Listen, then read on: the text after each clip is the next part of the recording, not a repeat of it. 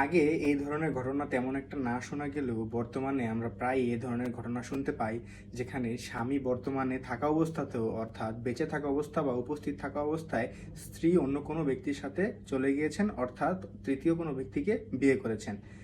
এর যে পরিণতি আইনত কতটা ভয়াবহ তা আমরা আসলে কেউ বিবেচনা করি না। চলুন জেনে নেওয়া যাক এই বিষয়ে আইন আসলে কি বলছে। মুসলিম পারিবারিক আইন অনুযায়ী পূর্ববর্তী স্বামীর সাথে তালাক সম্পূর্ণরূপে কার্যকর না হওয়া পর্যন্ত কোনো স্ত্রী যদি দ্বিতীয় কোনো বিয়ে করেন, সেক্ষেত্রে দ্বিতীয় বিয়েটি আইনত সম্পূর্ণ অবৈধ এবং বাতিল বলে গণ্য হবে। মনে রাখবেন, মুখে মুখে তালাক অথবা হলফনামার মাধ্যমে তালাক দিলেই কিন্তু হবে না। সম্পূর্ণ নিয়ম মেনে ইদ্যৎকাল অতিবাহিত হওয়ার পর এবং আইনি নোটিশ প্রেরণ এবং সম্পূর্ণ তালাক কার্যকর হওয়ার পরেই কেবল স্ত্রী দ্বিতীয় কোনো বিবাহ করতে পারবেন। তা না হলে এটি আইনত বৈধ হবে না।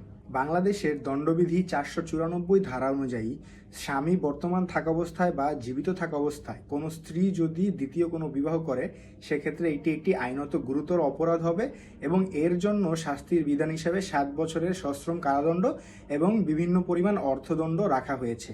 আইন সবার জন্য সমান এবং সামাজিক ও পারিবারিক শৃঙ্খলা রক্ষা করা আমাদের সকলেরই দায়িত্ব। মনে রাখবেন, আবেগের বশবর্তী হয়ে কোনো সিদ্ধান্ত নিলে পরবর্তীতে তা আপনাকে আইনের সম্মুখীন করতে পারে।